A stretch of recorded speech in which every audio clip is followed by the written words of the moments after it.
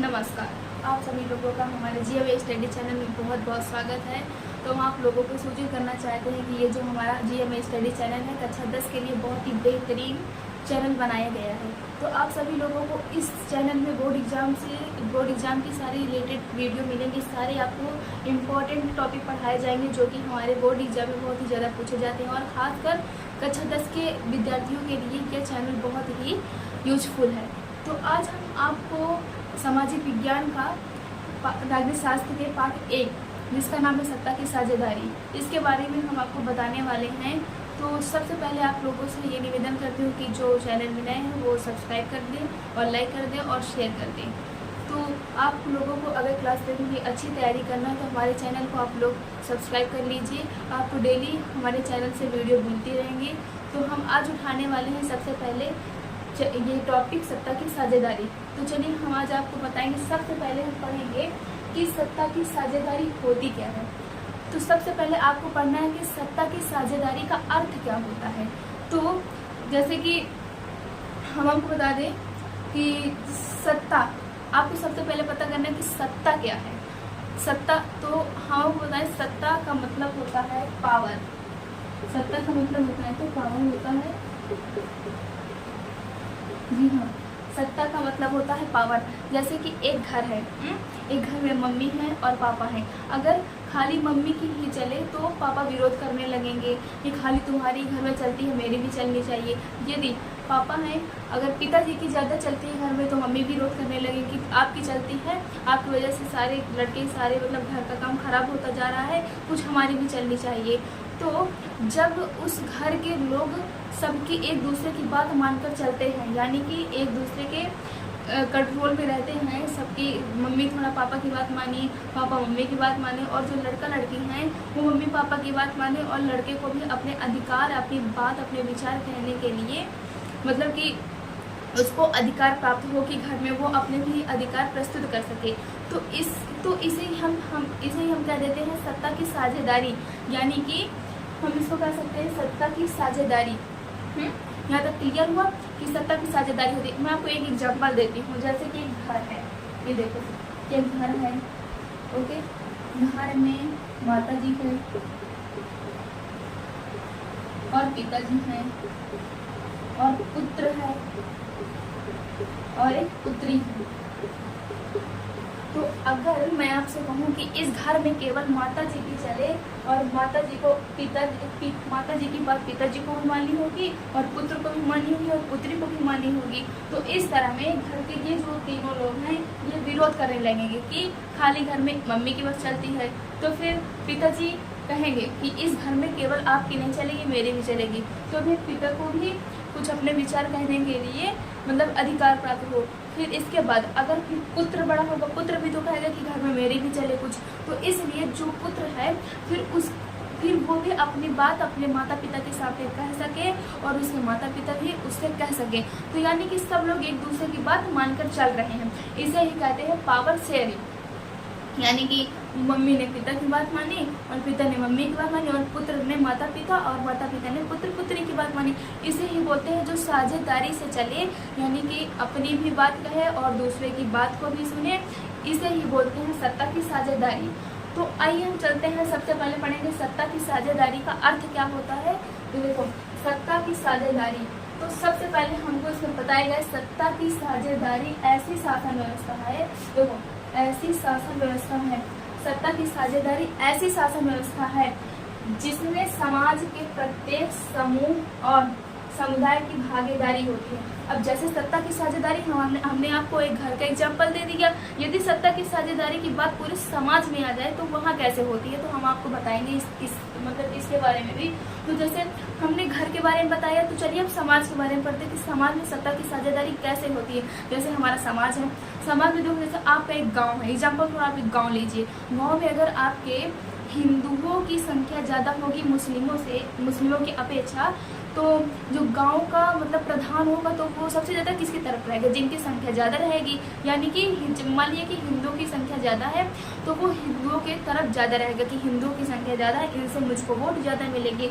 तो इस तरह में जो मुस्लिम भाई हैं उनको लगेगा ये हमारे साथ गलत हो रहा है, तो जो गांव का प्रधान है उसको सबकी बात माननी चाहिए, हिंदुओं की भी और मुस्लिमों की भी।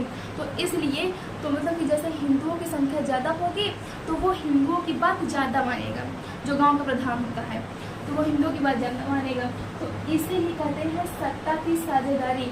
जैसे कि देखो अब मतलब कि आप यहाँ तक समझ पाए ना, सत्ता की साझेदारी एक ऐसी शासन व्यवस्था है जिसमें समाज के प्रत्येक समूह और समुदाय की भागीदारी होती है। तो मतलब केवल हिंदुओं की भागीदारी नहीं होनी चाहिए, हिंदू और मुस्लिम दोनों की भागीदारी होनी चाहिए, तब उसको बोलते हैं सत्ता की साझेदारी। यानी कि कुछ उनका अधिकार हो कुछ इनका अधिकार हो, यानी कि इक्वल हो। ये नहीं कि हिंदुओं की संख्या ज़्यादा है तो हिंदुओं की बात ज़्यादा मानी चाहिए, तो ये गलत हुई बात। तो ये हमारे यहाँ पर सत्ता की साझेदारी नहीं हो रही। सत्ता की साझेदारी का मतलब साझेदारी से ही आप समझ लीजिए, मतलब कि कुछ आपका कुछ हमारा, मतलब हिंदुओं को भी अपनी बात कहने का अधिकार हो और मुस्लिमों को भी अपनी बात कहने का अधिकार हो। तो इसलिए हमने कहा कि सत्ता की साझेदारी एक ऐसी शासन व्यवस्था है जिसमें समाज के प्रत्येक समूह और समुदाय की भागीदारी होती है। तो आइए आगे पढ़ते हैं। भागीदारी होती सत्ता की साझेदारी लोकतंत्र का। लोकतंत्र क्या है? मूल मंत्र। देखो सत्ता की जो साझेदारी है वो लोकतंत्र का मूल मंत्र है। अब लोकतंत्र का मूल मंत्र कैसे है हम आपको ये भी समझाते हैं, मतलब एक एक आपको हम लाइन बताते चलेंगे, बिल्कुल भी आपको कंफ्यूजन नहीं होगी। तो सत्ता की साझेदारी लोकतंत्र का मूल मंत्र है। जिस सरकार में मतलब कि जिस सरकार के लोकतंत्र में मतलब कि ये जिस सरकार के लोकतंत्र में सत्ता की साझेदारी नहीं होगी, जिस देश में सत्ता की साझेदारी नहीं होगी उस देश की सरकार ज्यादा दिनों तक नहीं टिक सकती। जैसे कि अगर देखो हमने आपको एग्जांपल दिया, घर का भी दिया और समाज का भी दिया। तो सबसे पहले हम बात करने वाले हैं कि इस चैप्टर में हम पढ़ेंगे क्या।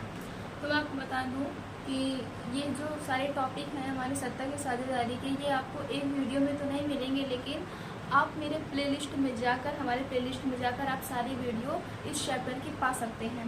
मतलब कि हम सारे टॉपिक एक वीडियो में नहीं समझा सकते, लेकिन आपको ये सारे 6 टॉपिक आपको हमारे प्लेलिस्ट में सब मिलेंगे। आप जाकर एक एक क्लियर अपना मतलब कि देख सकते हैं कि कैसे क्या हुआ सब बेल्जियम और मतलब कि श्रीलंका में आपको एक एक करके बताया गया है। आपको सारे वीडियो सारे हमारे प्लेलिस्ट में उपलब्ध है। तो चलिए हम सबसे पहले हम बात करना चाहते हैं कि इस चैप्टर में हम पढ़ेंगे क्या, मतलब कि इस अध्याय में हमें जानना क्या है और हम पढ़ने वाले क्या हैं इस चैप्टर में। तो सबसे पहला जो हमारा टॉपिक है यहाँ दिया गया है बेल्जियम की जातीय संरचना, यानी कि बेल्जियम में कौन कौन सी जाति के लोग रहने वाले थे और मतलब कि उन जातियों मतलब कि जो जाति के रहने वाले लोग थे उनमें क्या क्या समस्याएं आई और कैसे पेपर में हमारे प्रश्न पूछे जाएंगे, ये हम पढ़ेंगे। और फिर सेकेंड टॉपिक हमारा श्रीलंका की कहानी, यानी कि जो प्रॉब्लम्स हमारी बेल्जियम में हुई वही सेम प्रॉब्लम्स हमारी श्रीलंका में हुई। तो हम सेकेंड टॉपिक हमारा ये हुआ। और फिर जो हमारा थर्ड टॉपिक है फिर उसमें देता है कि श्रीलंका में बहुसंख्यक जाति। तो हम आपको आगे इस शब्द के बारे में बताएंगे, अभी तो नहीं, अभी तो पूरा मतलब आपको बता रहे हैं कि कौन कौन से हमको टॉपिक पढ़ने हैं। और फिर बाद में जब हम टॉपिक एकदम एक एक करके उठाएंगे तो हम आपको एक एक शब्द बताएंगे।